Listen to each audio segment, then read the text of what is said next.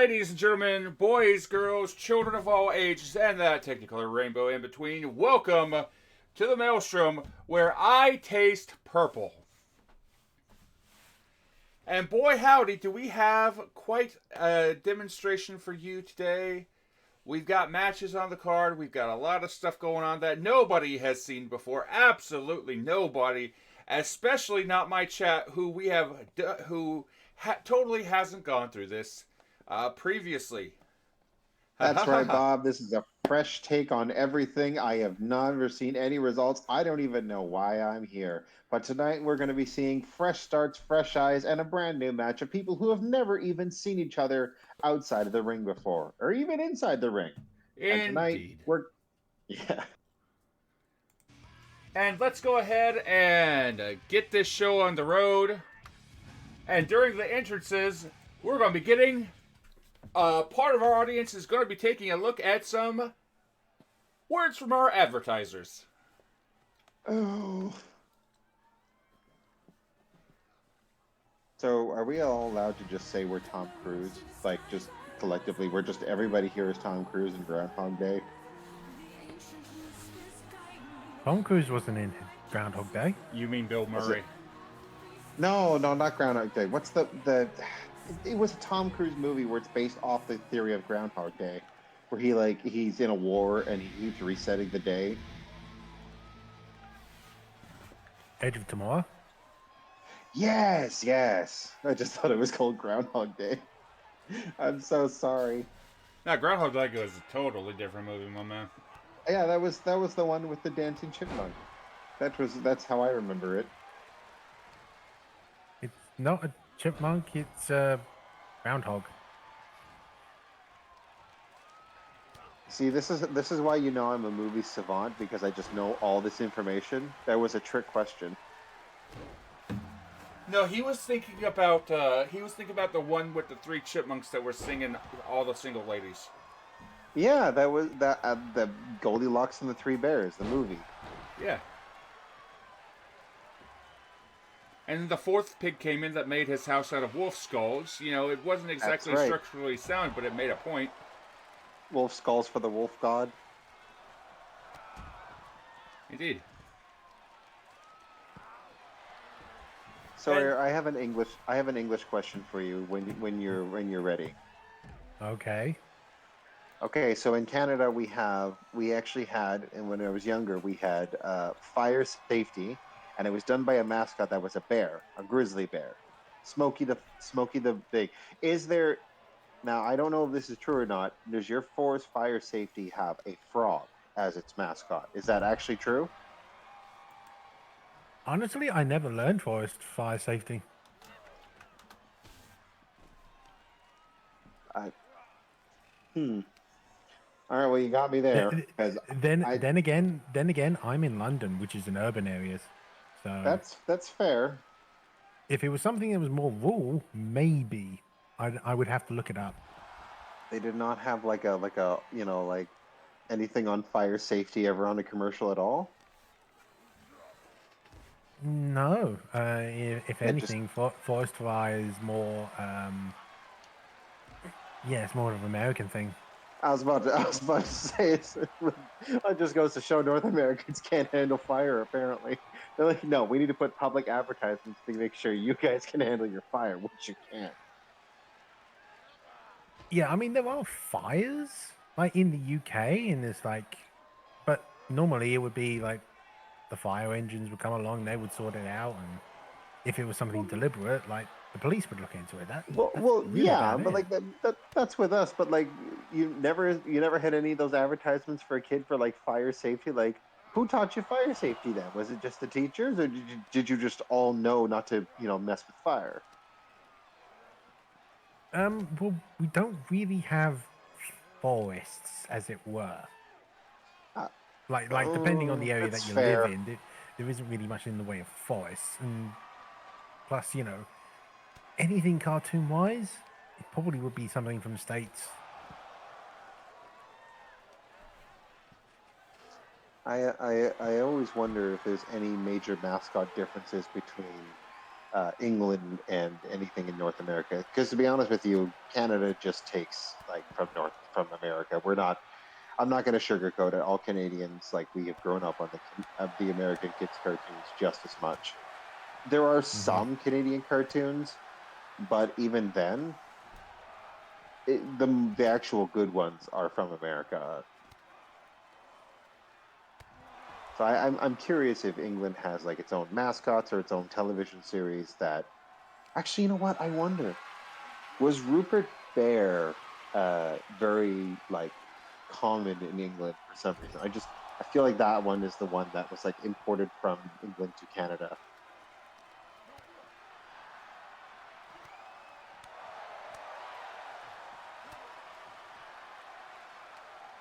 Wow, Whooper the Bear is pretty old, because that's a long reach. Um, Isn't Paddington but yeah, English? yeah, Paddington Bear. But I mean, Rupert Bear was like, oh, it was started in like the 1920s. That's how old Rupert Bear is.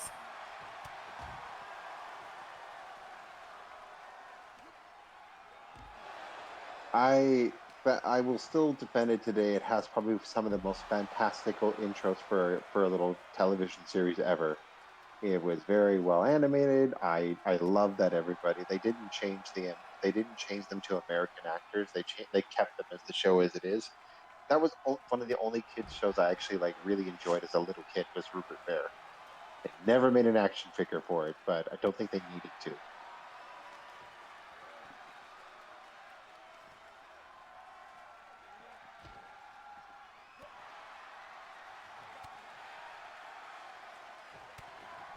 Also, Bob, Regard I saw those dice and I'm like, huh, I wonder how that's going to play out. I know, right?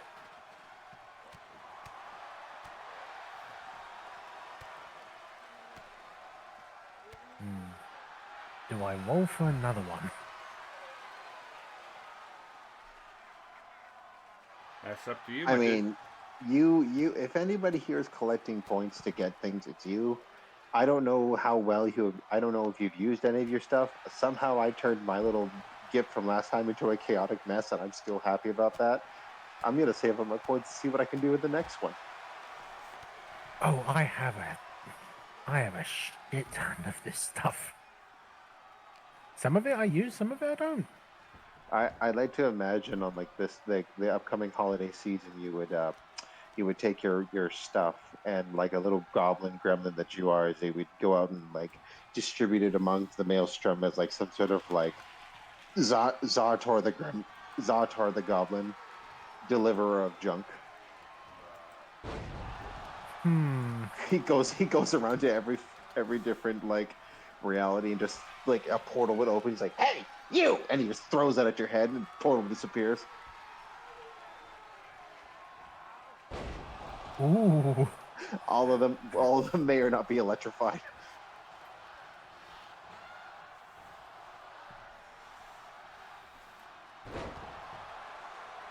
Now here's the question. Does Solomon have the other half of that blade?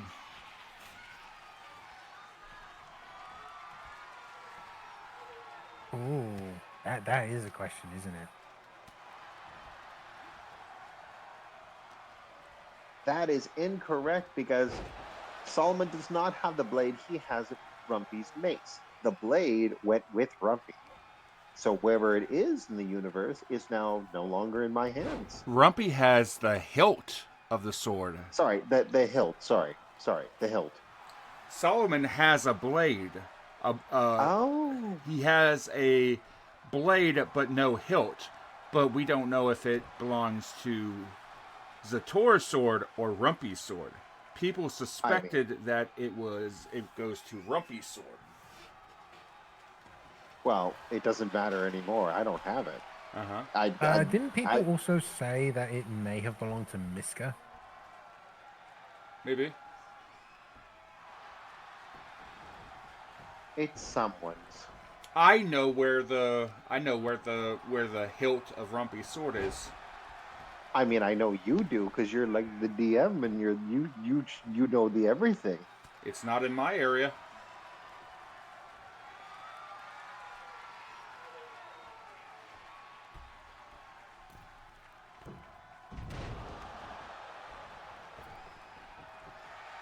So we've had a Halloween event. Are we having some sort of like Thanksgiving or Christmas event there, Bob? Do you wish to have like are we going to have a Santa Claus show up in the Maelstrom just to either distribute or beat up wrestlers here?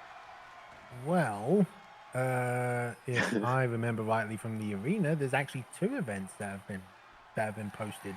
One is "Are you smarter than a sorcerer?" and another is a ballroom dance.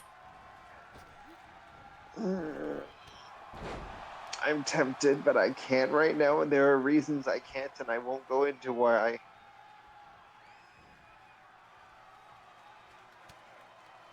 Oh, that. I might get involved with that ballroom dance.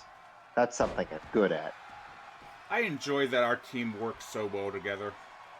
Like, the other RDMs focus on events in the arena to keep everybody occupied, whereas I'm able to focus on making sure that the show runs smoothly and get everything modified for the show. It is a well-oiled machine of a bunch. It's like when you take like people who it's like everybody, like if you give all the gremlins their energy, but if you put that energy into a machine, suddenly the machine starts to work really well.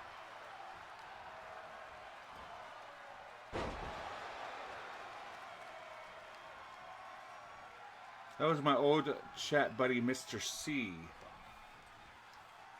I'm sure that Mr. C is fine. It's taken me a little bit to remember who Mr. C is.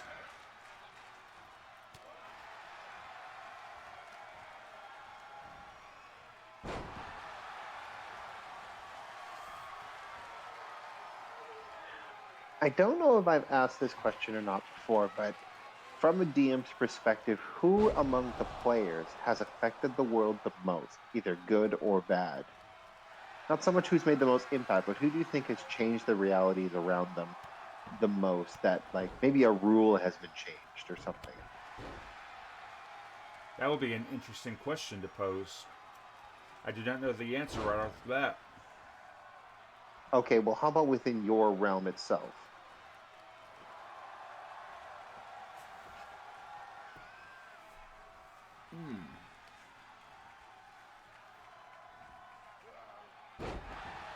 I mean, I'm trying to formulate an answer to that, but I'm kind of like, I'm gonna need a bit more specifics on that. Okay, we'll ask away. I'm here. I guess I can elaborate. Yeah, that's what I mean. Could you elaborate? Okay, well, okay, so how much of, let's say, a person in the realm of Master or the one we're in, what is something they have done that has either changed an entire town, an entire continent, or how an entire law of the realm works, like a physical a law of physics has worked based off one of the actions that person has said or done? Has a god taken an interest in something specifically in there because of the actions of one specific character? How much has that changed? Because I can tell you right now, there's people in the arena who, though unintentionally, have changed the way people have perceived the gods in those areas.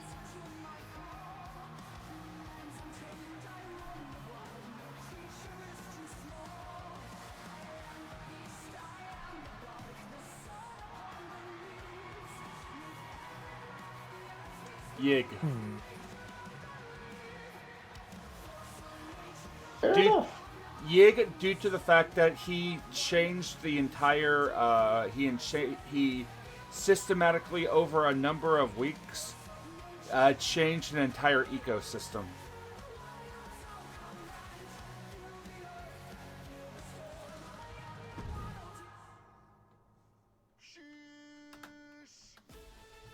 He turned the south side of Sanctuary from a forest into a swamp.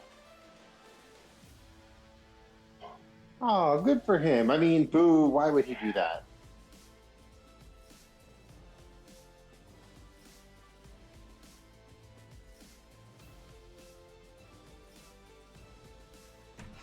Now you are making changes as of right now. Rumpy made changes. Zator has made small changes. I changed Good and bad. Bossberg. I changed Bossberg in a very small way, and I hope that if I ever come back as a character in there, that I can go back and go look at the changes and see what happened. Mm-hmm.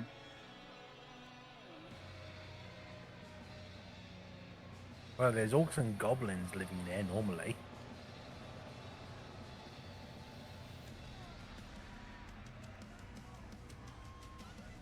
Oh, now that it doesn't affect anything, would you like to know what the what would have happened if you yourself would have opened the letter?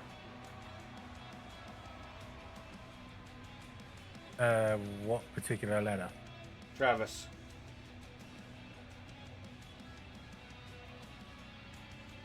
I assume that Travis has walked away. Travis was given a letter from as one of his weekly items.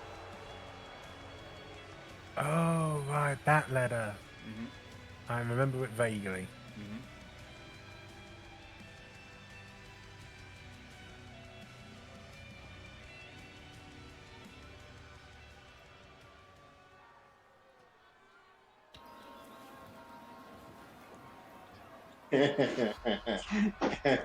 Oh, that escalated quickly.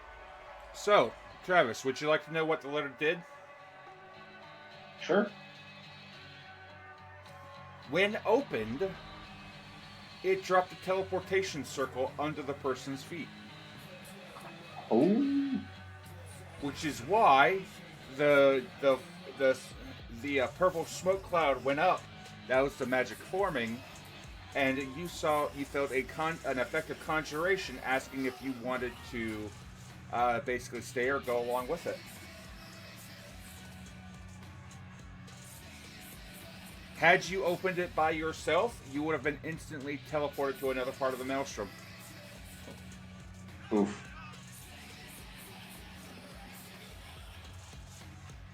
And thus, since you forced him to open it against his will, he went to a different part of the Maelstrom.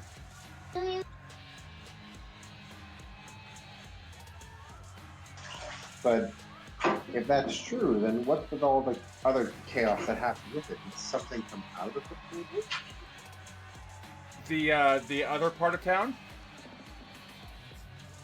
Yeah, because I mean that went really, really somewhere. Do you recall the fact that I said, like, for a solid week before you even got to Stonehaven, you saw a giant fog cloud slowly moving down the mountains? And it was slowly moving towards the city? And then as you were entering the city, you saw the fog cloud moving deeper into the city? Oh, so that was just good timing on my part.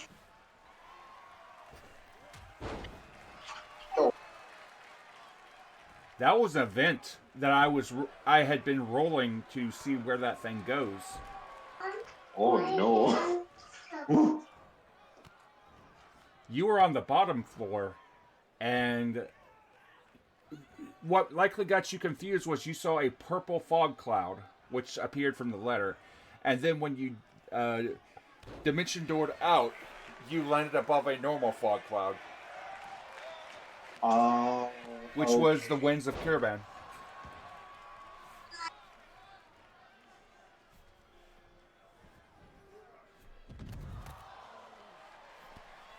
And the worst part about it, I do believe that you have left the scene at this point.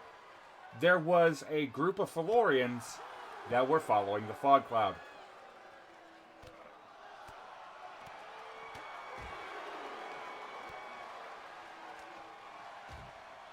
Well, that's on them.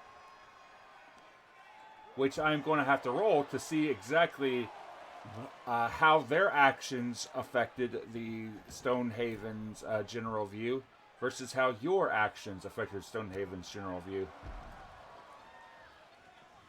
I think I did quite well with that. So whatever they do, we'll figure it out. I'm excited for this. How'd you like that vicious mockery, by the way?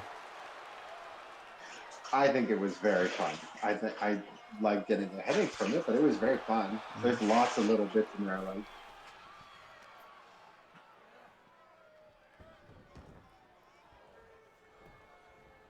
I just remembered there's a broken short sword and a broken dagger from the dungeon.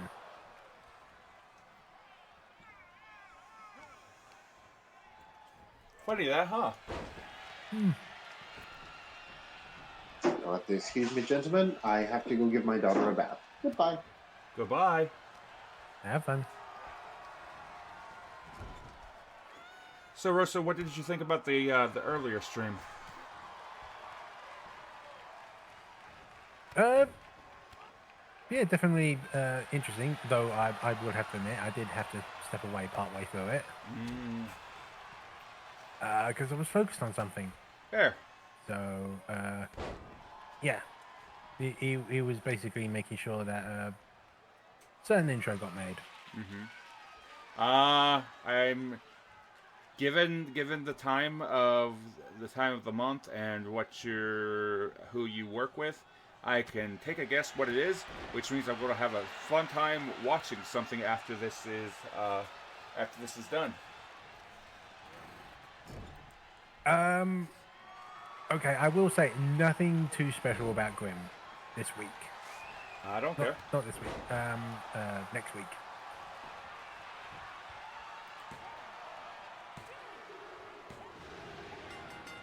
Because it's for the pay-per-view. I know. But there is a couple of clever Easter eggs for something else in that.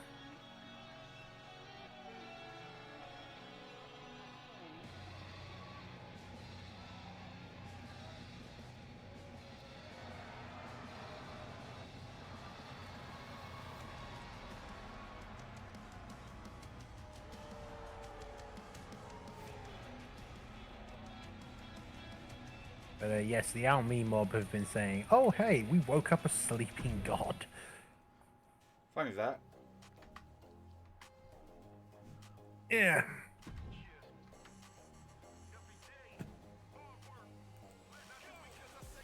So now I'm basically waiting on JC to see if what happens at the train station.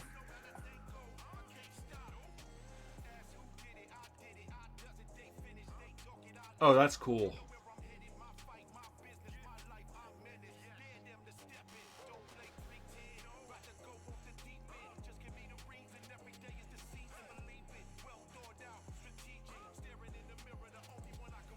I see the thing that she made, and I respect it.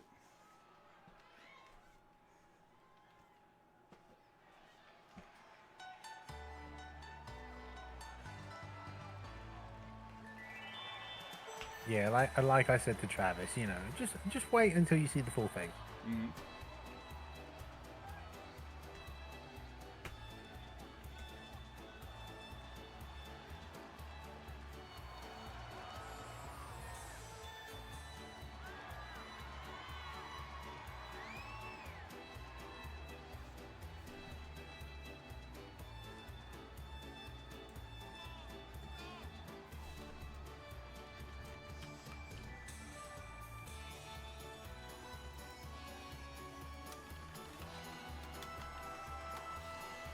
But you know, you find a jar of salt water with a small fish bone. A small corked jar of salt water with a single fish bone floating inside. The water never evaporates, and on rare occasions, a gentle ripple forms inside the jar as though something unseen is moving through it.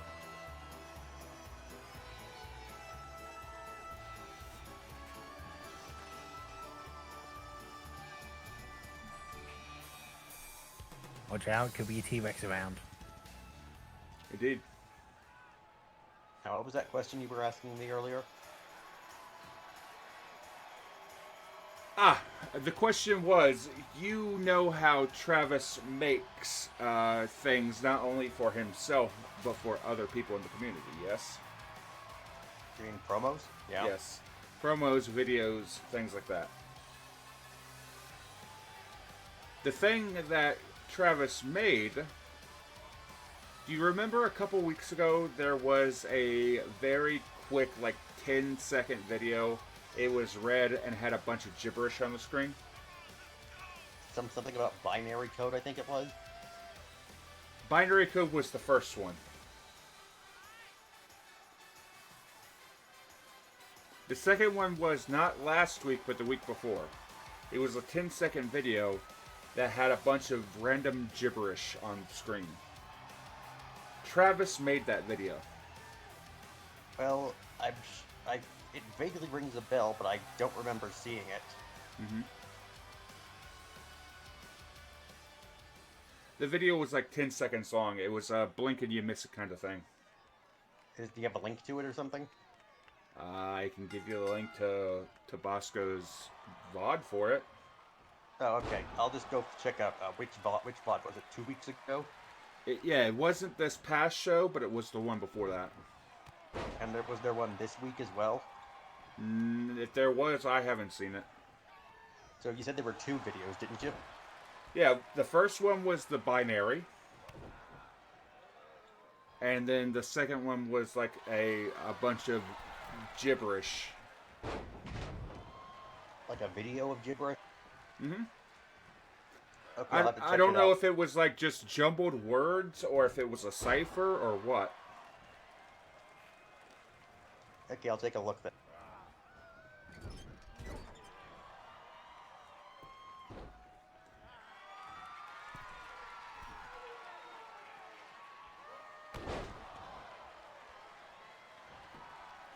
It was a video before the main event 2 weeks ago. Okay.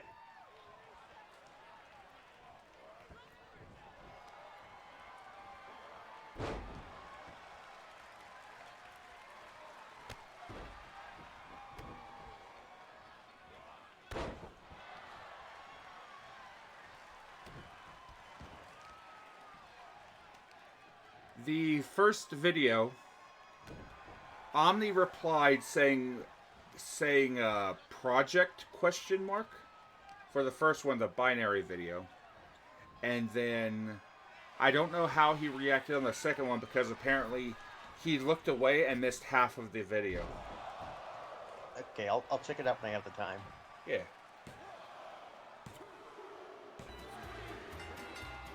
Damn, Lingxi just went to work today.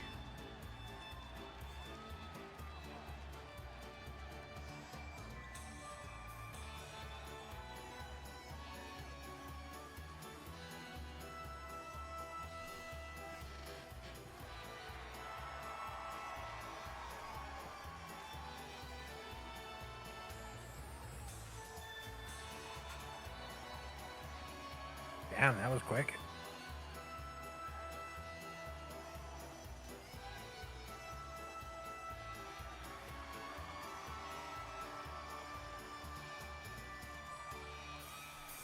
I love Lingxi.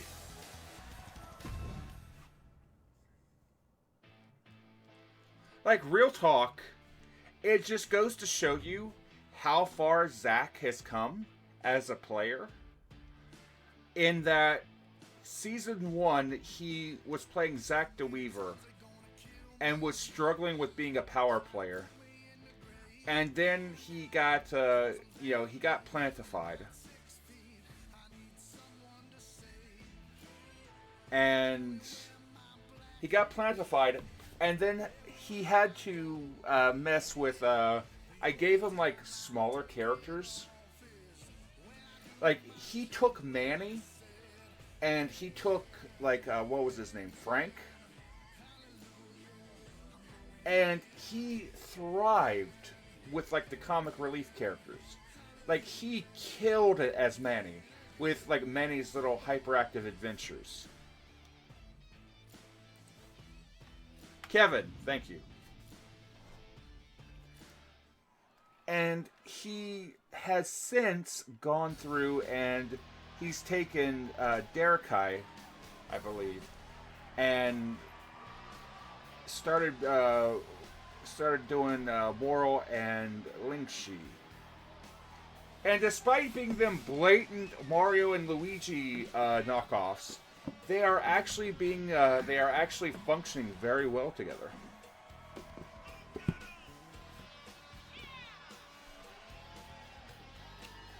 Yes, that's right. Lingxi is Derekai, Moral is Zack. But I'm still, because Lingxi is associated with Moral, who is Zack, I still had to give credit to Zack.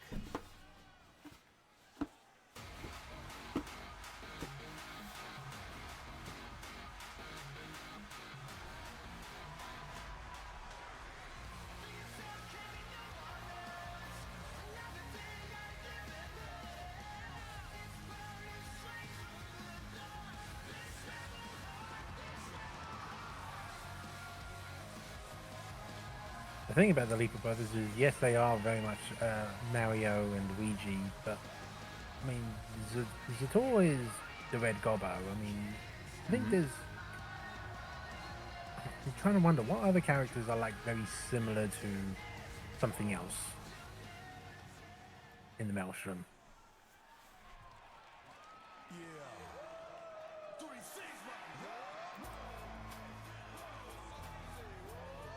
That's the question, isn't it?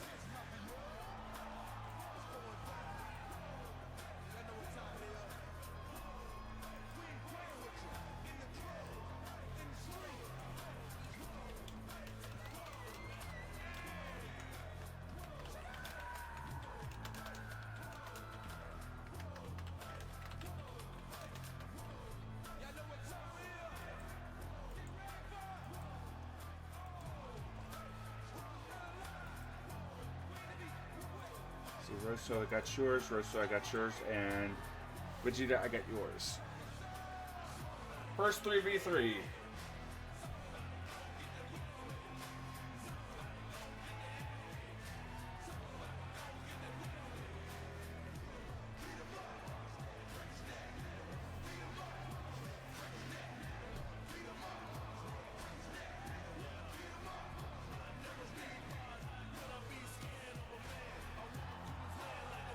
So, I actually had to stop myself the other day at work. No. Uh-huh. So I work for Williams Sonoma. Right? And I was doing I had a thing where I was working with Gravy. And in my documentation that I write for my case documentation, I wrote down the word gravy, but I didn't spell it gravy. I spelled it like Manatee's character gravy.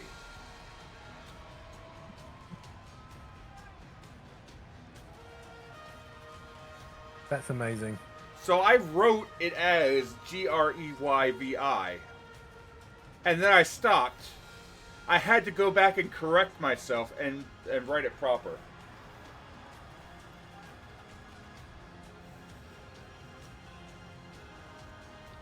Gorman's pretty similar to Mr. X, as that is who I based on the D&D character who Gorm is based on. Nice!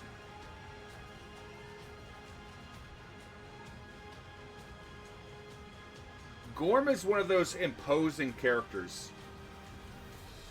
But despite that, Gorm had a really good Gorm had a really good run in season 1. Especially with how Gorm stepped up to save Trinket New Road.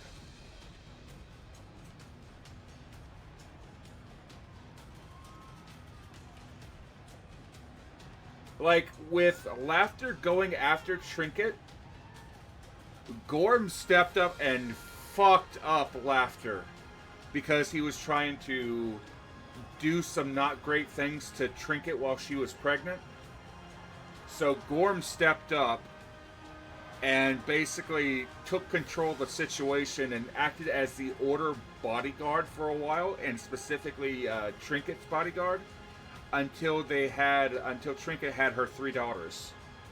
And after that, Gorm was made the godfather of those 3 little tiefling girls.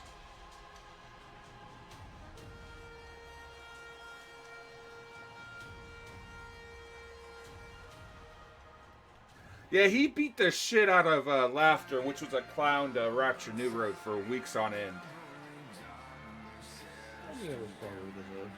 Yeah.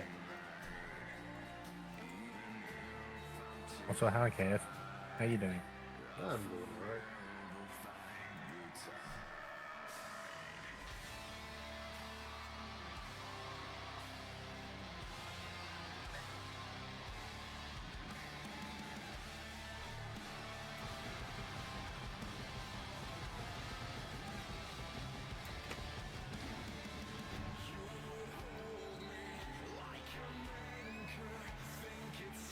Nika looks really good. Nicholas.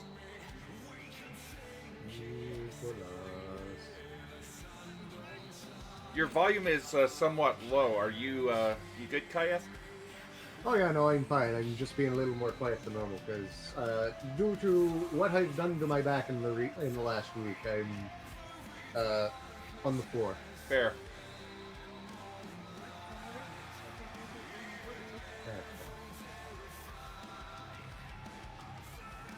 I just need to speak up a little bit.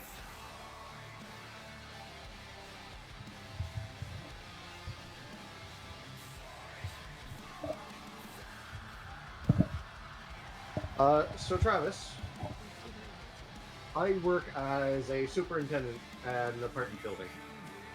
These buildings were built in '55, there go no elevators. I moved 2 ovens up and down 9 flights of stairs, getting my exercise in for the day. That was fine. The problem was when the tenant then contacted me and went, "Oh, I left something in the oven you removed from our apartment." I went downstairs and grabbed the 3-pound cookie sheet, which immediately pulled my back. He lifted ovens up 9 flights of stairs, no problem, on his back. But it was the 3-pound cookie sheet that did him in.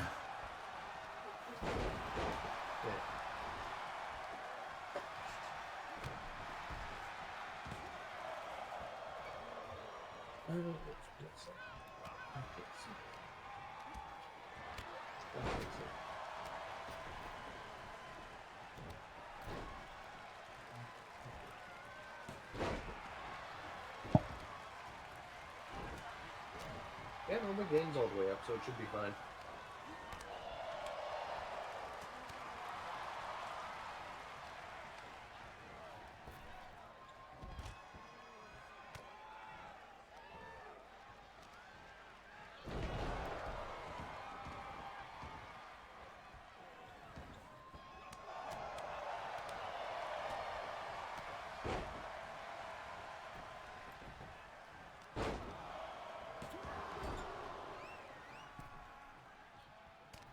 Solomon folding corn Dantes like a bad envelope.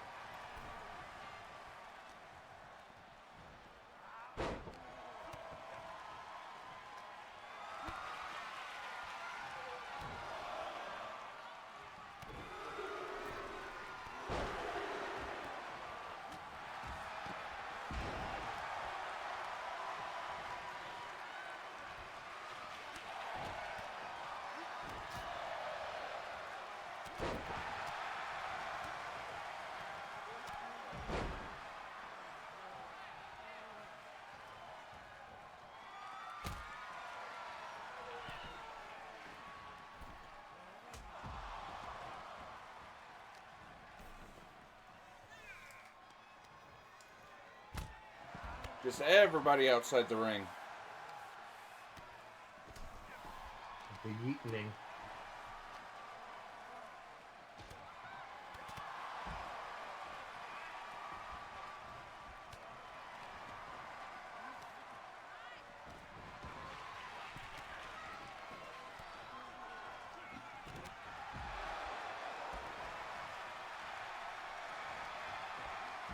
Oh, really now?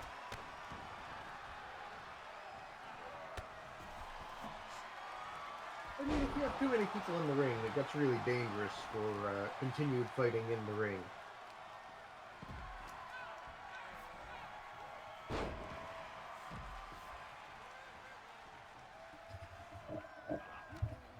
Damn, 3 vertical suplexes back to back to back. As one does.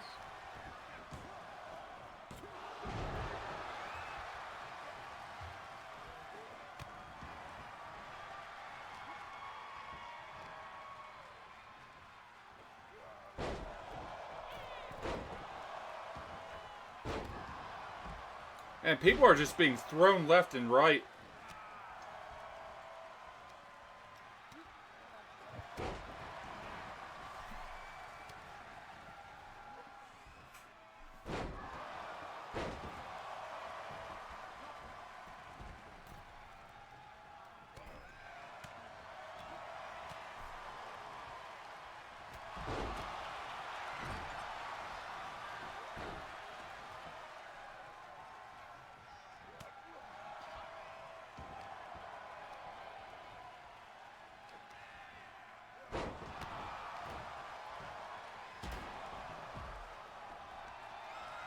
Uh-oh.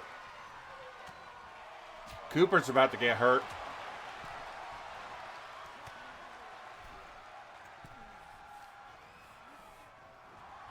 Nicholas is getting double teamed by the brothers. Oh my.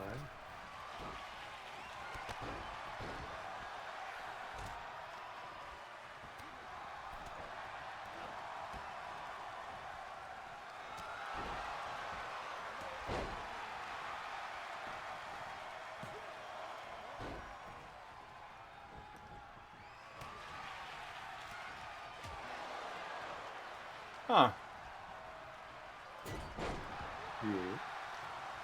Do both brothers wear the eye patch on the same side? I mean, you usually wear the eye patch over your dominant eye. Unless you're expecting to engage something, then you switch it to your non-dominant eye. Mm-hmm.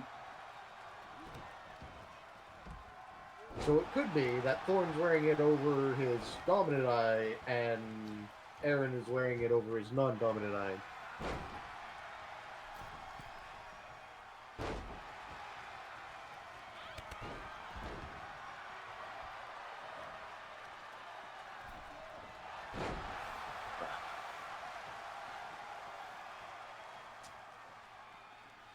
I also understand that it was a tactic for people that have both eyes to wear an eye patch on one side when on ships.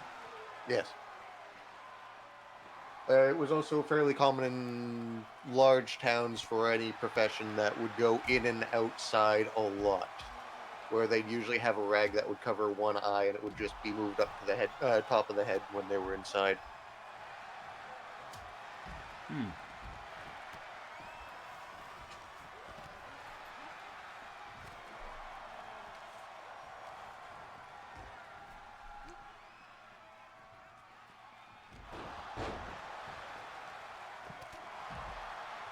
Basically, it makes... Oh, sorry. Makes sense because it's a bitch trying to adjust dark vision and not. Yeah.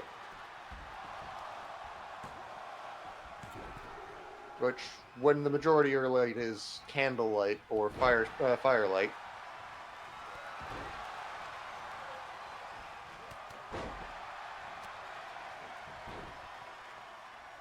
oh, this is one fall.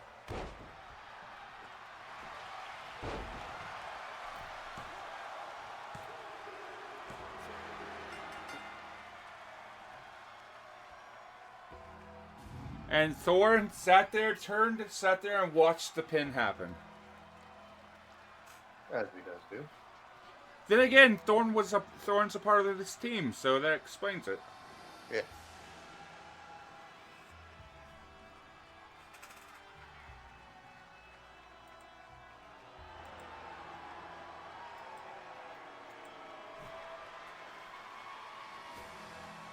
I mean, that was also a very interesting team pick by order, because that was... What? Cooper Colombo is unaligned, so that was 2 order and an unaligned, and then 2 balance who have no affiliation and an unaligned. Mm-hmm.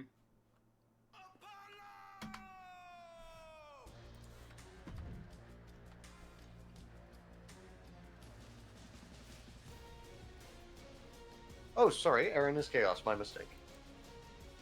I constantly forget that. Would this count as a rubber match, Bob? Potentially. Beautiful.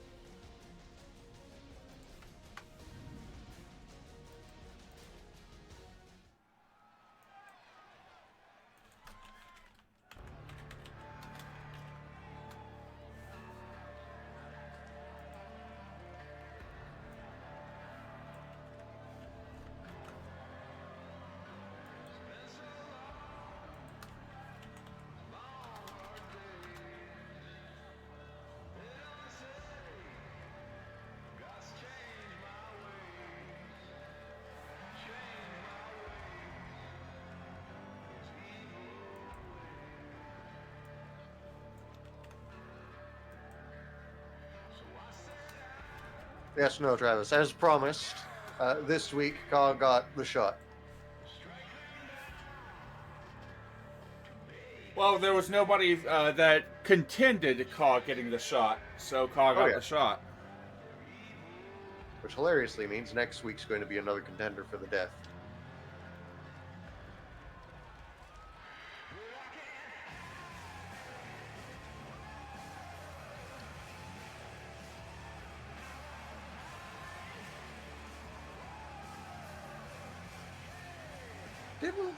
Didn't Denny just appear in a noble's bedroom? Oh, Denny's in my yes. area. Well, not necessarily in a noble's area, but they did appear in a teleportation circle, and they've gone to Hogona's bedroom. Yes. And they may have interrupted him in the middle of something, but Komodo's basically just barged in. As does do happen.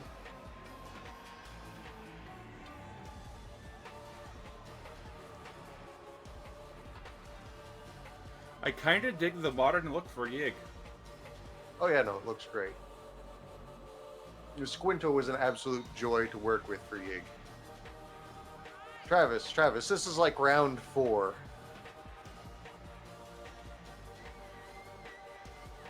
Who wants to play Where's the Hair? We'll find out after Call wins.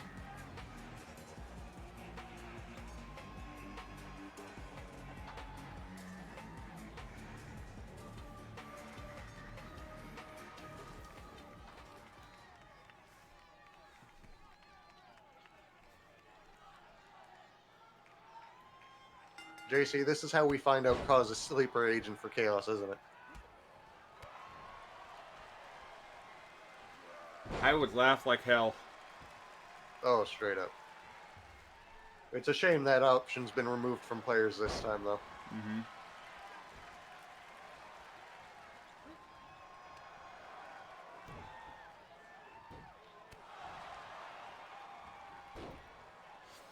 And immediately going for the low blow.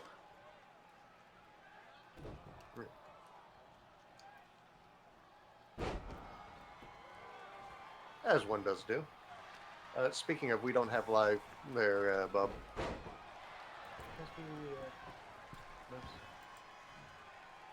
Be easier that way.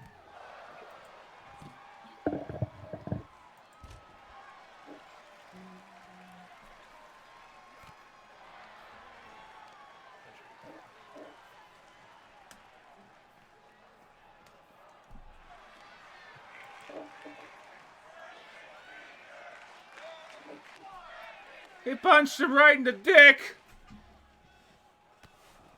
Technically, Croc, he punched him right in the cloaca. Yes.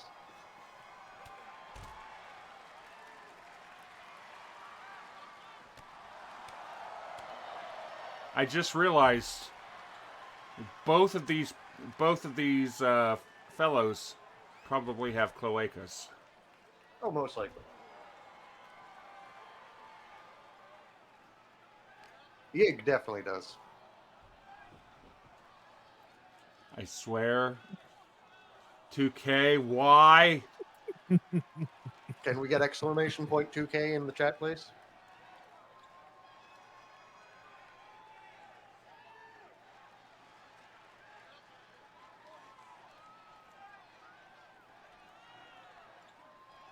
Straighten the cockles of his soul. Got it.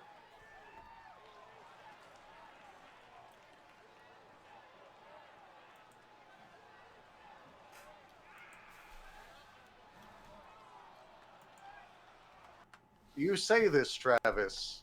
However, the last few times, Kaw has had a very obvious lead on Yig. Yig just knocks him the fuck out. I can't wait for my stream to die in just a second. Oh no.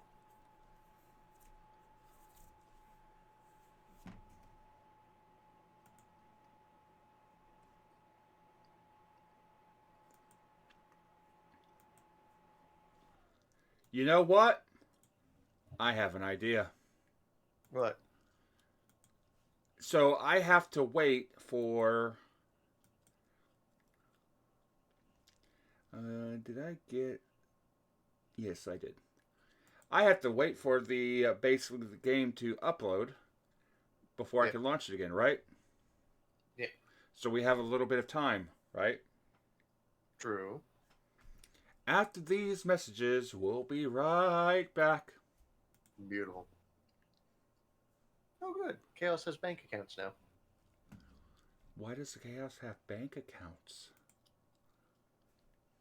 I have a feeling it's a way for JC, who's apparently notoriously stingy with magical items and money, to allow the players a little bit more money in a very expensive area.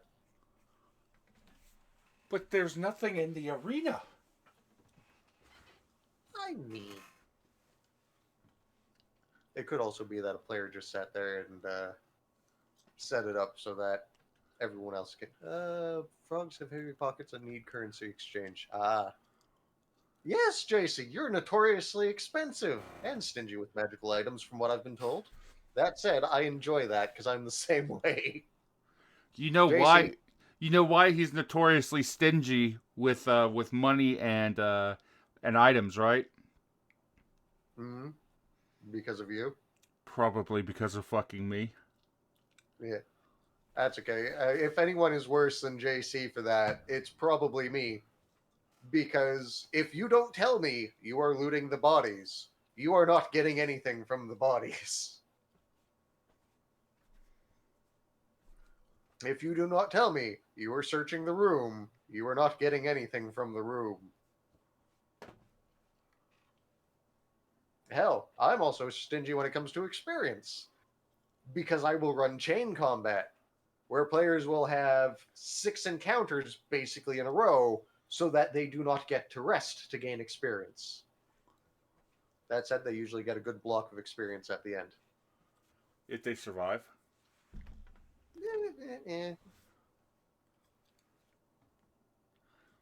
I usually do my best not to kill players. That said, I do have an Uber boss coming up for the Vismine one-shot dungeon. Ah, yes, the cards of many, the deck of many illusions. The deck of many choices. Every time you go to draw a card, you immediately start questioning your life. You need to make a wisdom save of 22 in order to actually draw a card.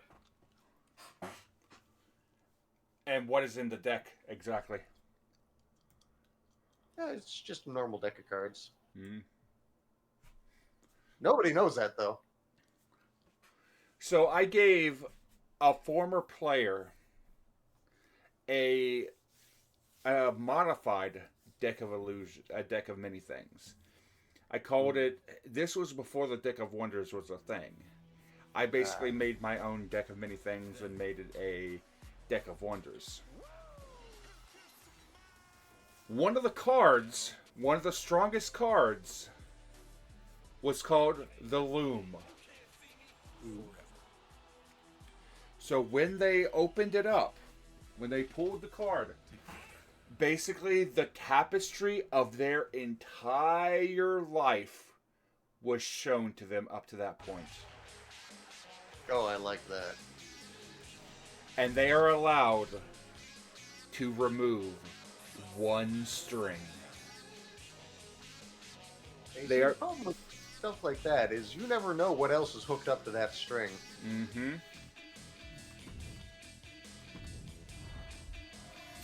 You are allowed to change one thing about your life. You are allowed to change one decision that was made.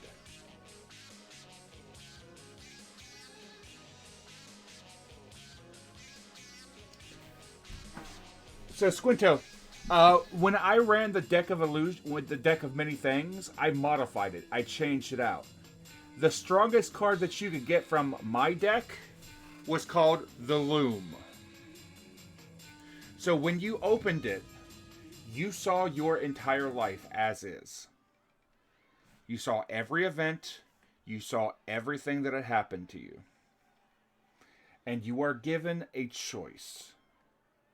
You are allowed to modify or change a single string in that tapestry.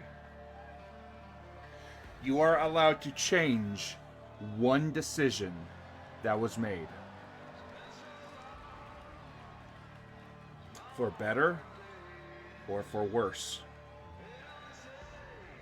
Would you like to know who was given this choice?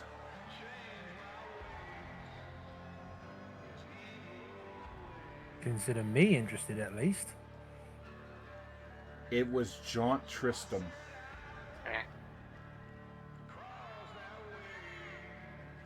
He saw it, and he became so enraged, like blood rage furious.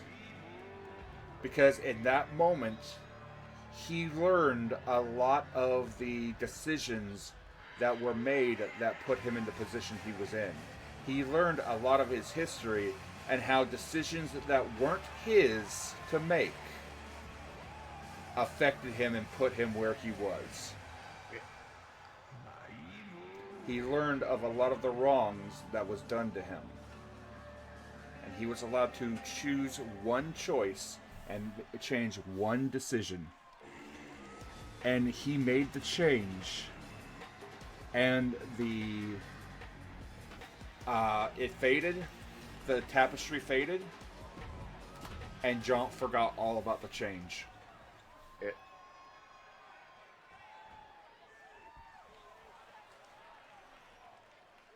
And that was back when Jaunt was in Kirban.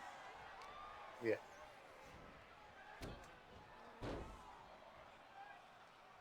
I think the closest thing I run to that is a player-made item, which is literally just the deck of spells, where the 4 strongest spells in the deck are Shatter, Splatter, Rend, and Tear.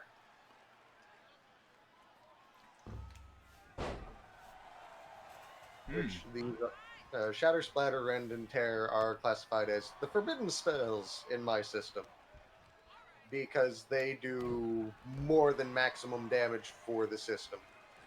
Mm-hmm.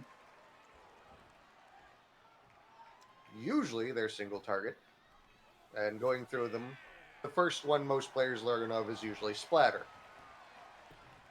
You hold out your hand over your target, specifically over there where their heart should be, and you close your hand. Whichever direction you move your hand after that moves their entire circulatory system in that direction. So that's splatter. Shatter is the same thing, but bones. Rend is basically their entire mind gets torn from their body temporarily. And tear is their entire magical system, be it mana or psionic. Mm.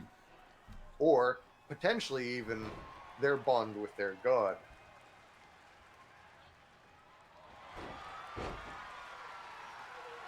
That said, you have to be either a Grandmaster or a Legendary caster to even cast more than one at once.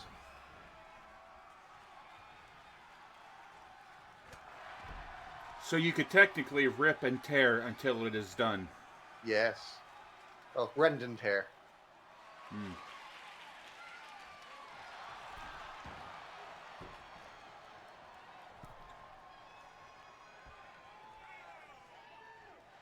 I'm still surprised you stuck Yig in his alt costume for this.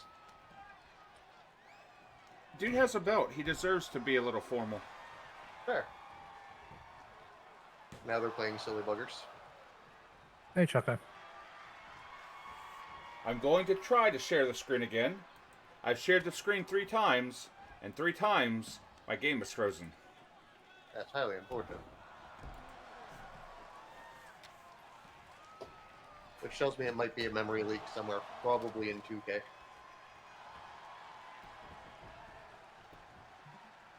Hey, Maurice. How goes, friend? I'm gonna try it. If it does it again, I'm gonna not do it anymore. That's fair. Are you guys ready for the dead guy to win the death belt? Which one? I mean, that's a wonderful question, Bob. My money's on Kaw.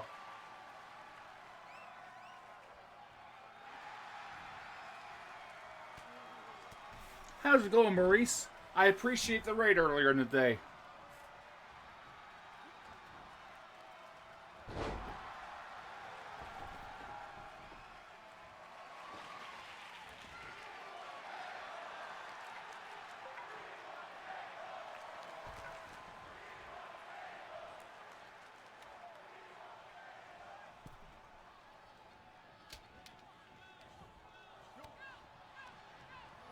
No, it would not, because Ka is the holder of the belt. Yeah.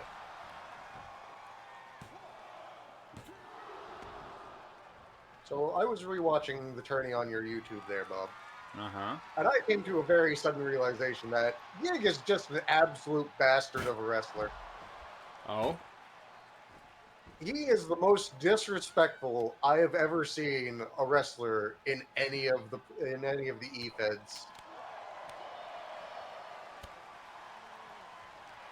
He hard disengages. He will sit there, drop somebody, and just walk away.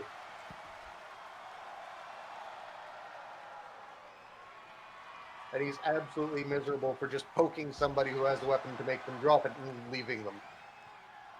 The worst one was fucking Urza, because that was throw him against the ropes and just leave as he's running back and forth.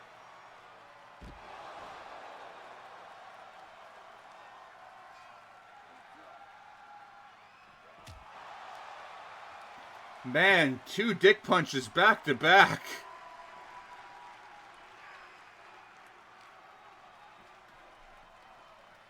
Oh.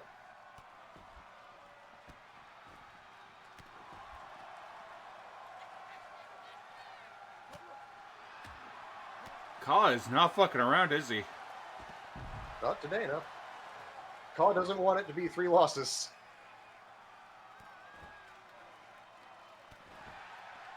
And we have blood.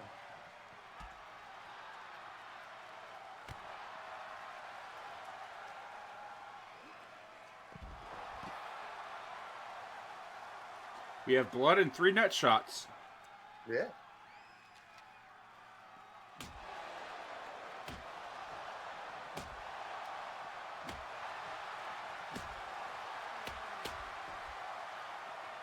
Six, 7.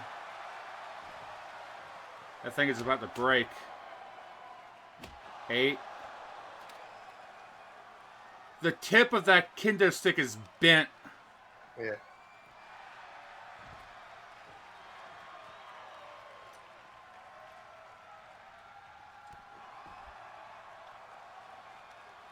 Yig seems really disinterested in this fight. It's probably more a case of, you again. I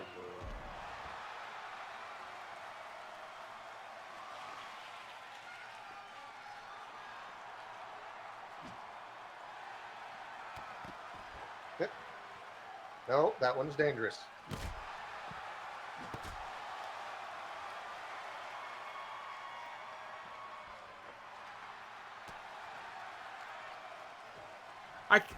Did you just see that splatter of green off of Yig? Yes.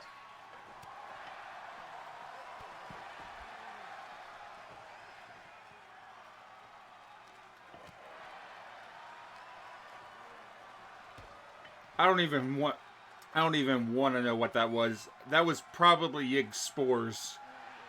I mean, it's either spores or cast off from the Tiscoran charm. Hmm.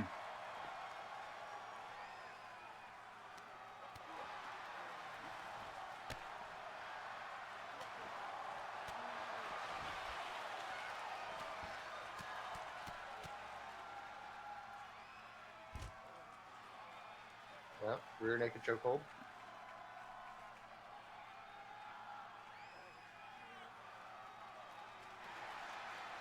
So Travis is saying, I can say this for in character. For the first time, Kaw's eyes are not dead and soulless. They are filled with fire, and something is in the body. Fire, something is in the body of Kaw and is angry at Yig. I mean, I'm not surprised.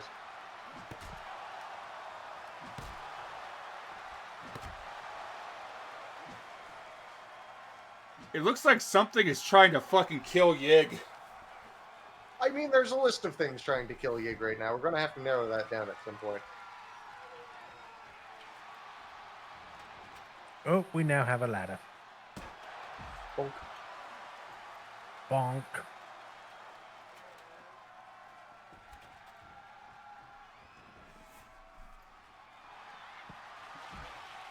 Drop toe hold. Into an ankle lock.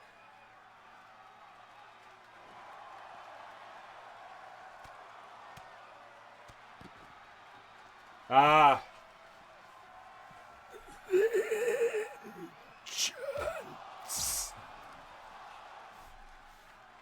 I mean, let's be fair. Yig never killed Kaw. Yig is just the reason Kaw died. Something is mad with Yig. That is what, the 5th, 6th nut shot?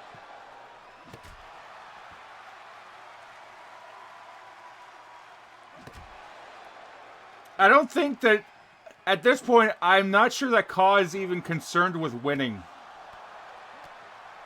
I think he just wants to beat the shit out of Yig.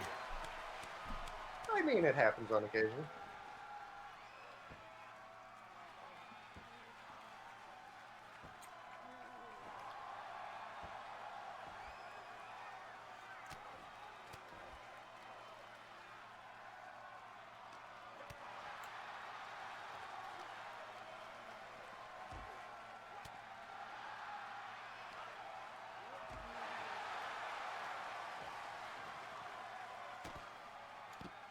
That's an atomic drop. Into double leg drop right to the nuts. Yeah.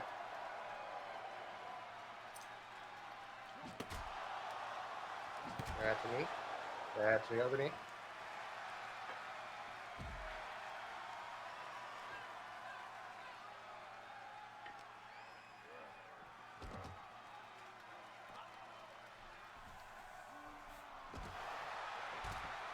Choke slam into the barrier. Man, Hey, for the first title defense, this is setting a precedent. Oh, straight up. Remember, Maelstrom, it's not about how many times you get stabbed. It's how many times you get up, remove the knife, put it away in the person who stabbed you. I mean, this is just a big game of knife trading.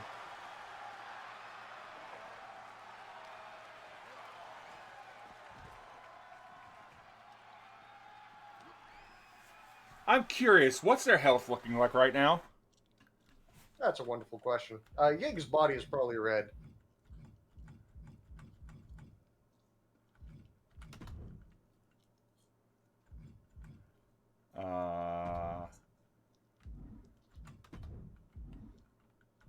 I think you'd have to turn that on before the match.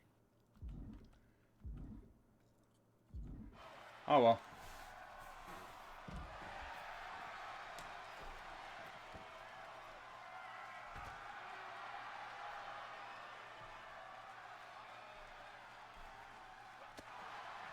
Travis is saying if Carl wins, he'll make something special for next week.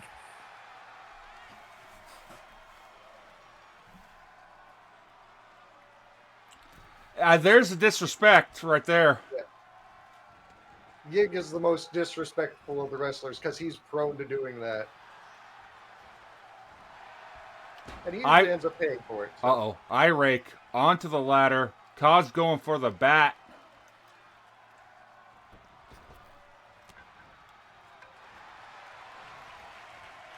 Uh-oh. My God! It's the Janissary sling! Into the creeping rot, and Kaz taking a lot of leg damage so far. Not enough.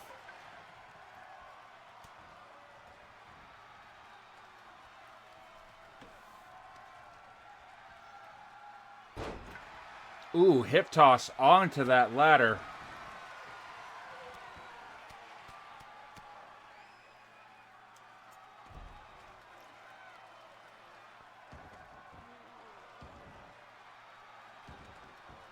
I don't know what the hell this move is. Isn't that the same move that Yig did to him? Yes. Move thief, probably. Which it's probably Kaz move, because Yig does have move thief.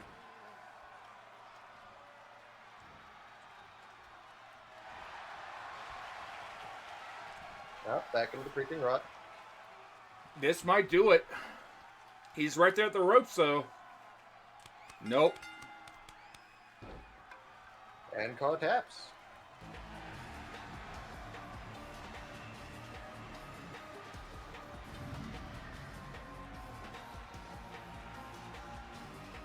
Oh, that wasn't one of his signatures? It might be a personality thing there, chaps, because Yig does not use the punji pivot at all.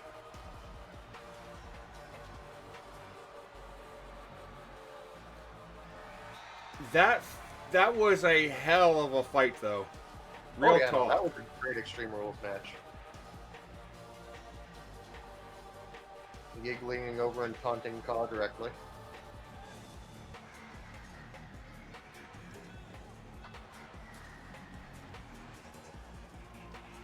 Now that is one defense, though.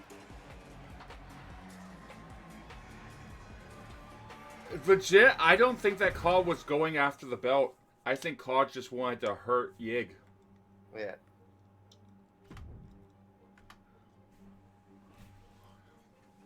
Because he didn't take him into the ring.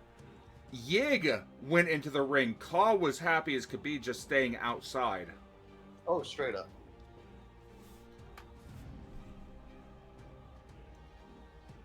I think that is the first time a match between Yig and Kaz has not ended in a knockout. Hey, Kayeth, Yes? Travis is asking for a perception check. Fuck.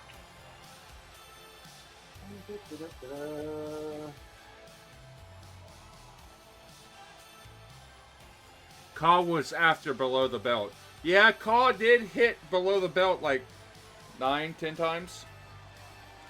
What do you think? As a character with a cloaca, he'd know better than to aim at another character for cloaca. Like, yes, it's going to hurt, but it's not going to do as much damage as if he had fucking nuts. Let's see.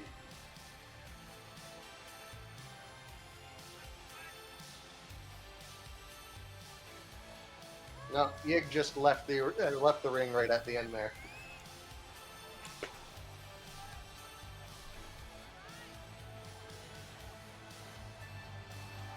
Exclamation mark D20 plus your modifier.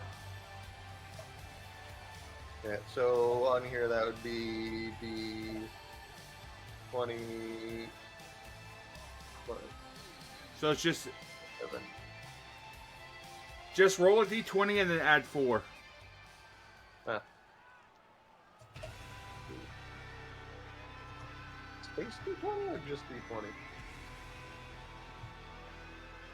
Why do I have caps lock on? Travis got a 23. So I'm adding 7 to this. You got an 18. Yeah. Technically, Yig got an 8 because Yig rolled an at 1 on the server.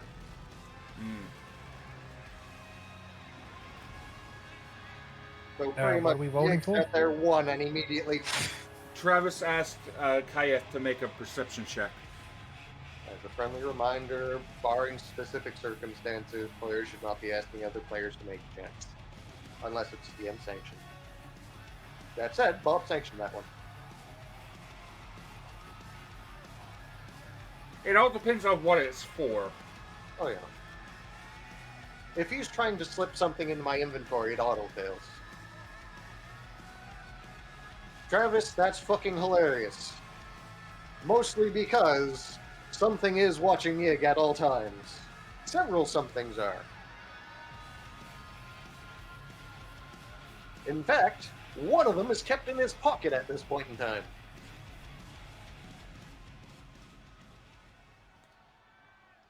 Is Salt one of those things that's watching him? I mean, Salt has a vested interest, however, Salt is not kept in the pocket. Hmm.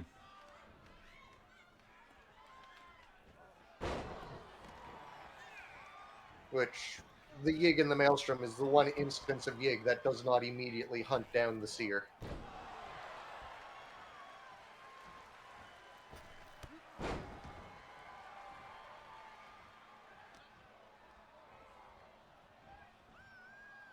So, straight up, one of the trinkets I got, Bob and I have storylined that it came from something Yig, one of the aberrations Yig fought, and it quite literally gives him the continuous feeling of being watched. So it would make sense that Yig wouldn't notice an additional feeling of being watched, unfortunately.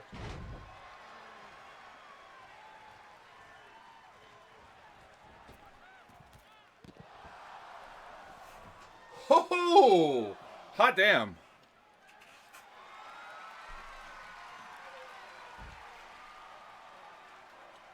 Let's see.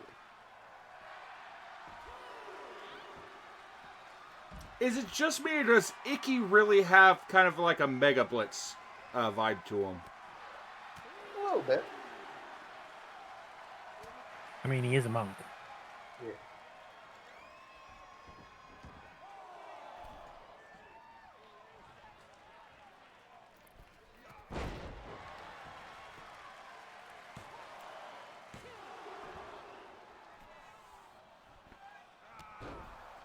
Icky is our shonen hero. Fair.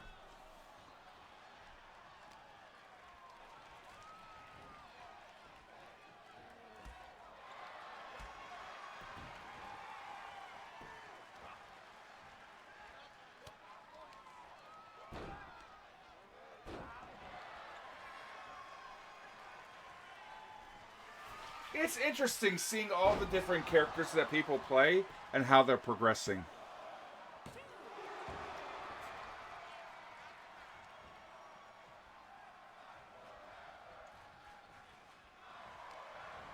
Who is our shonen villain from all of the PCs? They haven't revealed themselves as a villain yet.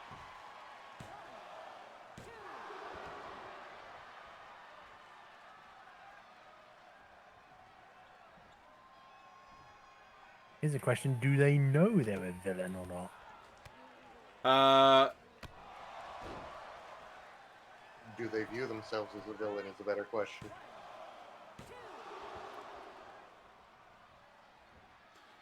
I think that they're not straight up villainous yet, but they are in the middle of becoming villainous.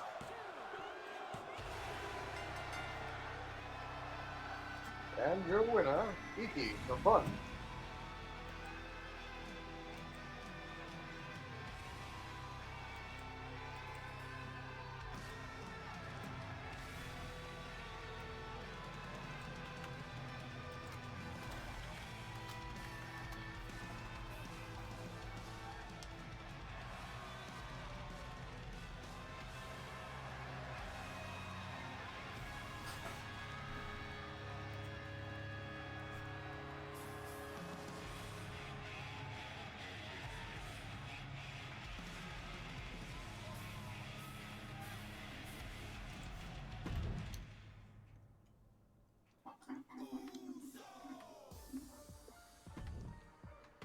Now this is an interesting group.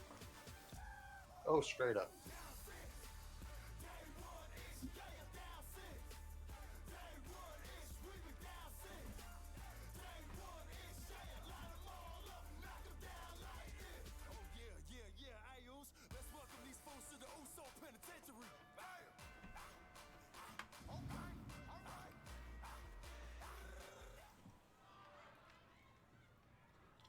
I was about to say, that's not Yig's hair, is it? I mean, hard maybe.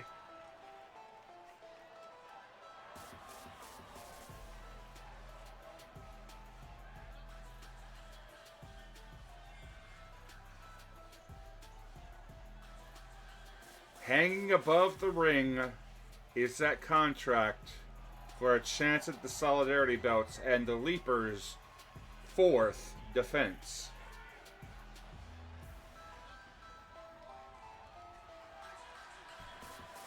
Leapers are getting close to securing the victory. It'll be interesting to see what happens because we have one team that needs to cycle and decide which belt they want at any given point in time. Because we have 3 picks across 2 championships. That said, if the belt gets held across 2 teams, it suddenly becomes a little more interesting. Mm-hmm.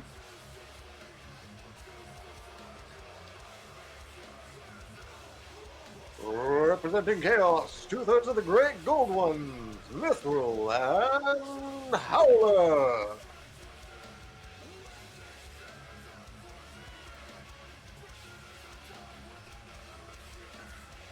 Deal with it what you like, Kath. I would have done the proper boxing entrance, however, I do remember there was a problem with the announcer who originally did that type of entrance, and him copywriting the way he fucking speaks. Yep.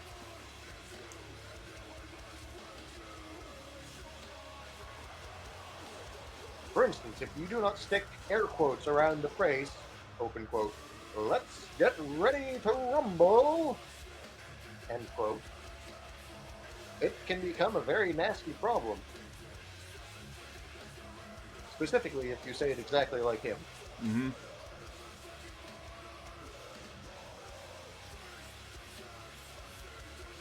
I can't. Here's the thing. I can't okay an idea for elsewhere. Like I can't okay an idea for Flashbang.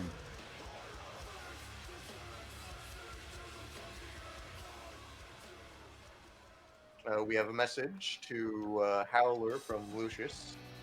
Hello, Howler. May the best man win. I'm sorry, JC, I can't get as smarmy as you can.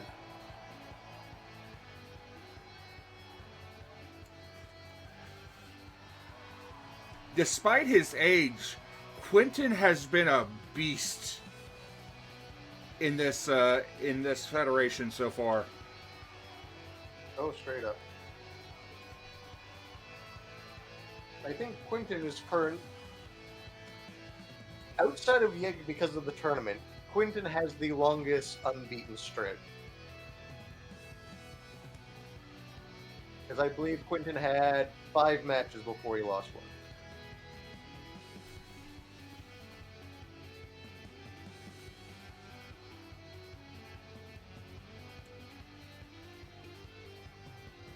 Great. Mithril is a female character.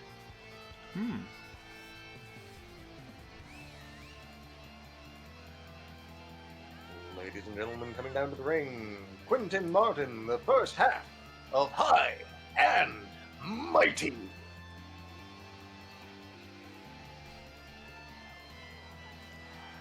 You know what's going to be the best part? Eh? We just hit the 2-hour mark. Beautiful.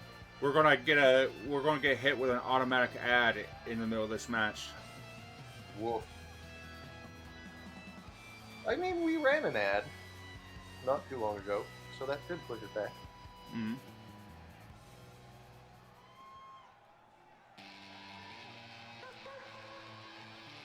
All right, for the Blade Singer anthem.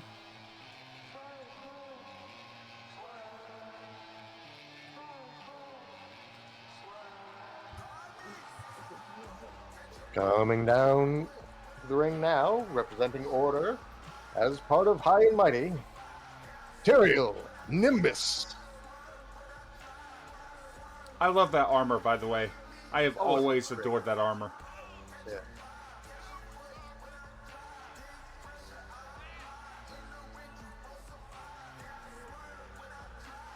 Squinto does great visual work.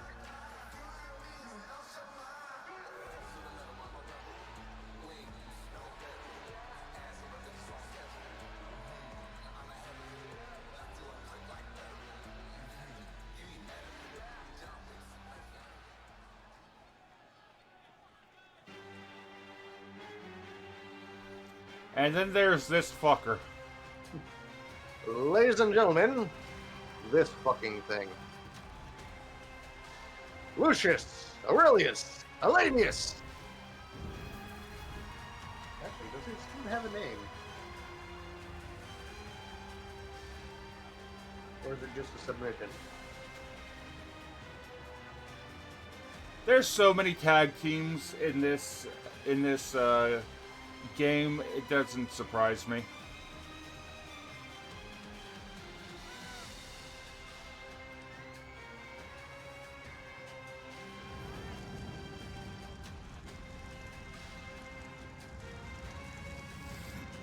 You know what? He's teamed up with Gale, Gale this time, and Gale is a cephalopod, yes? I think he's a Triton. That works. Ladies and gentlemen, representing Order as part of the team, Boiling Point, Lucius Alanius Aurelius. Lucius himself. Thank you, JC. Lucius appears. Everyone in the ring disliked that. Team names are for people who actually form a team with. I will be sufficient.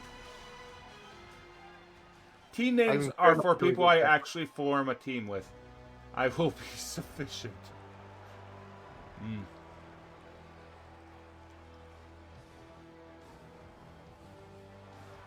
I missed his last name. His name is Cocytus Galestorm. Maelstrom. Ladies and gentlemen, coming down to the ring, the final representative of Order's pick and part of Boiling Point, Cocytus Galestorm. You don't get heights or weights from me. I can't be asked to do that.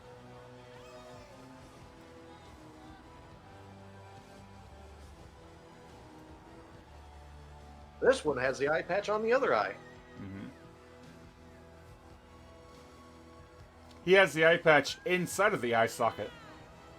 I think it's a good way to make sure it doesn't fall out while you're moving around.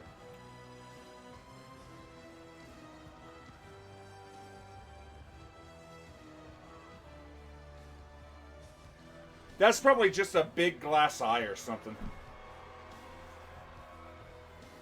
I cannot take Gale seriously. Every time I see him, all I think is, do you fear death? So tell me, Mr. Bob, do you fear death? Bye, Gale. Because let's be honest, Davy Jones had a weird delivery of that several times. Mm-hmm. It was a good movie, but it had some very weird line deliveries. I love Davy Jones. Oh, he's... It's a shame that Disney did what they did to our boy Johnny. yeah. I mean, unfortunately, the Pirate series was definitively steering towards the tale of how Johnny discovers he doesn't want to be immortal. Mm-hmm.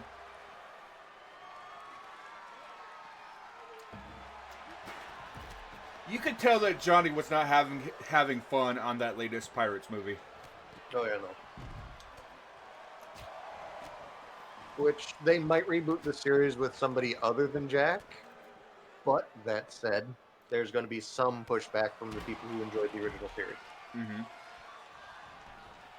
Johnny straight up said that he will not come back unless he straight up gets, like, a written, formal, and verbal like apology or something like that from Disney. Yeah. Howler and Lucius sharing the brain cell, both bringing a ladder into the ring.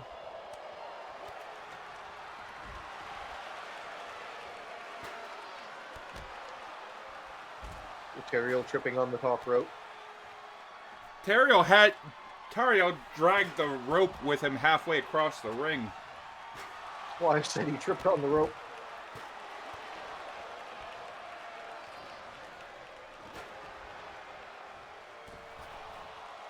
And all alpacas are in Peru. That was a key part. Yeah.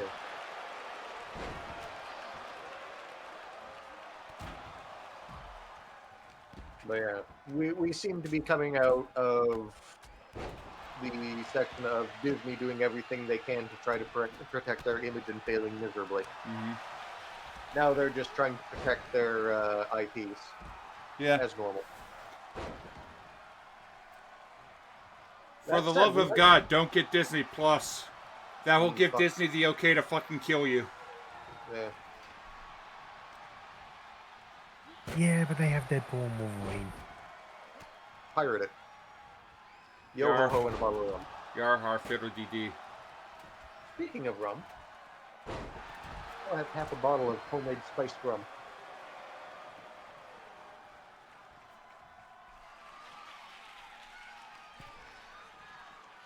Disney is notorious for having stupid clauses in their contracts. My favorite one is they legally own all of the porn that all their artists make under them while they're under contract.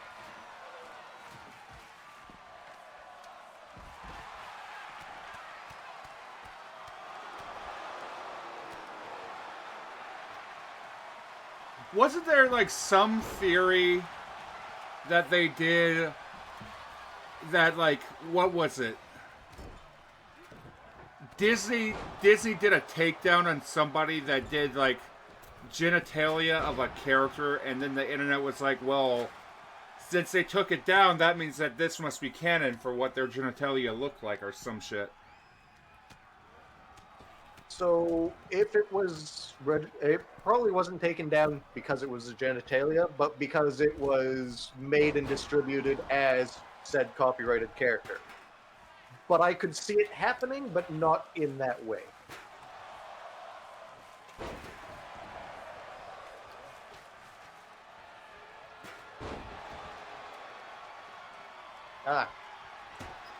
Kifasha has a sauce. Apparently somebody was drawing anatomically correct Lion King characters. And because it was being pitched as Lion King characters, probably while the air quote live action CG Lion King was in production, that's why it would have gotten hit. Noted. And we have blood! As a friendly reminder to everybody in the arena, Genie Blood is an important component for several spells.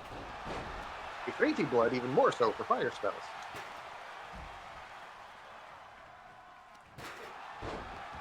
And we have more blood. What about Sahagin blood? What are you, Sahagin? Yes. Nah. I'd keep that. I'd keep that into your personal time, then, Bob.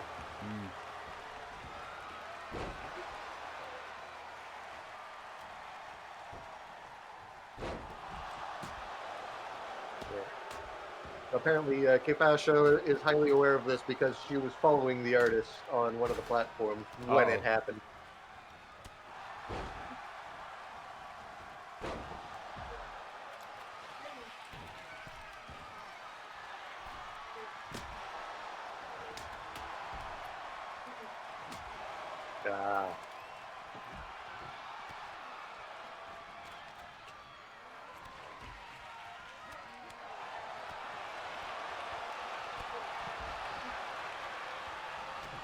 Okay, so what was happening was the artist was drawing realistic OCs for charity. And one of the people who paid for the air quote OC was like, "Nah, fam, I just want a Lion King character, and I will pay you extra for them," which got the attention of Disney. Hmm. So they got a C&D for it.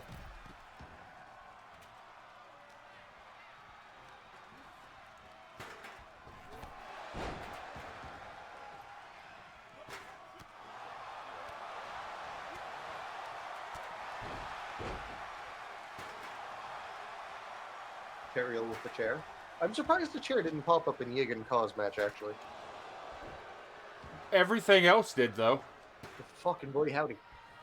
We got ladders, we got a kendo stick, we got the hammer, we got the hat. Nobody Got a grabbed the table. stairs.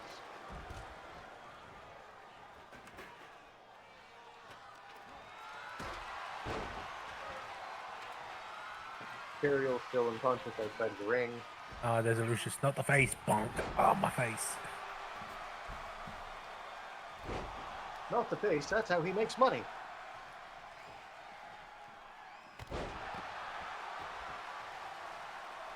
Thank So- you, Willie. It's a Haagen-Dazs ice cream. Good.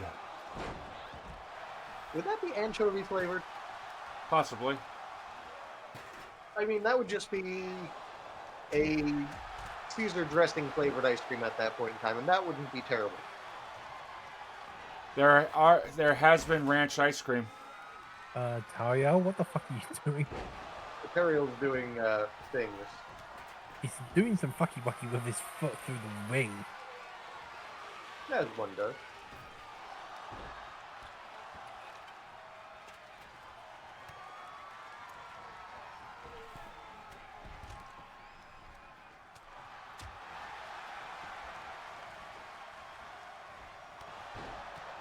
Ripcord super kick. A pair of super kicks to Mithril.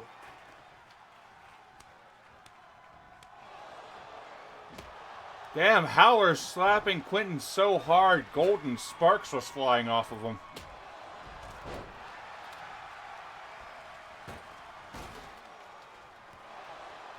Man, Tariel likes just laying on that ladder, huh? I mean, it's a nice raised platform, so I'm beginning to think Teriel might have the same mentality of the cat. That would explain why he volunteered to stay behind with all the rats. Hmm.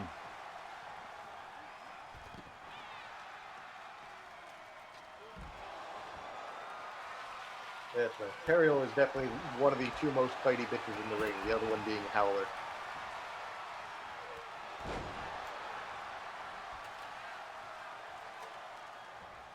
Howler actively taking down the ladder. I mean, if the match stops, Howler doesn't get what he wants anymore. Yeah. True, true. Howler is a fighty bitch. Yeah.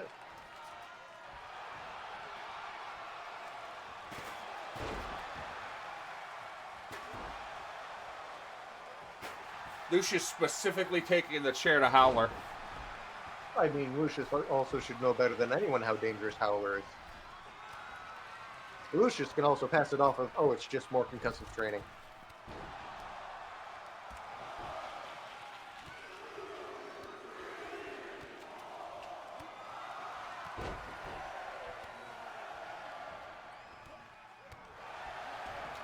Teriel slipping on one of the banana peels that was left over from the Penguin celebrating. Oh no. Is it finally going to happen? Oh, missed. Tariel slips out of the way, and Maelstrom gets nothing but ladder. Do Tritons have bones, or do they have cartilage like sharks? And we have blood. Mithril choosing to taunt Quentin as opposed to climb the ladder. Tariel spending more time on that ladder than I do in my bed.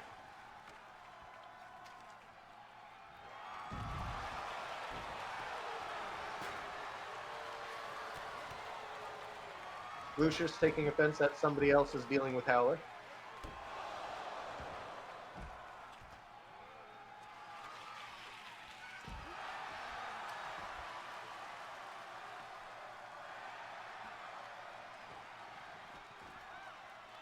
Lucius slow to getting on top of that ladder. Howler might have it. Nope. Howler took it right from under Lucius. Ladies and gentlemen, your winners.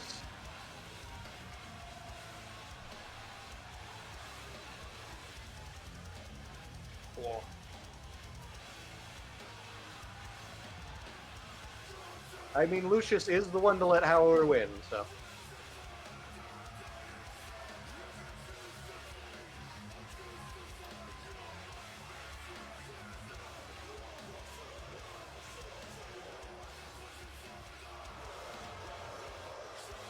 Your winners, Howler and Mithril.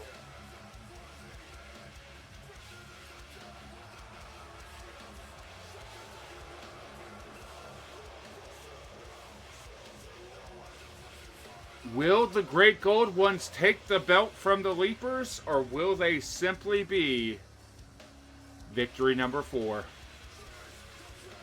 Find out next week on the Maelstrom.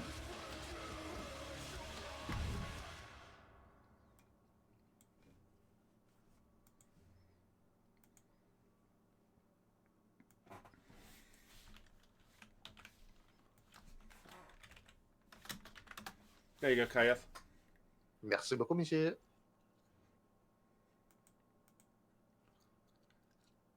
Who we raiding?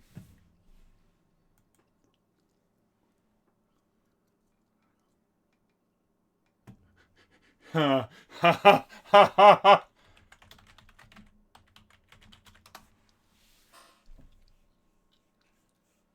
Beautiful. We're raiding them again. Y'all have yourselves a good one. We'll catch you next time. I appreciate y'all stopping by. For now, bye-bye. Bye-bye. Bye bye.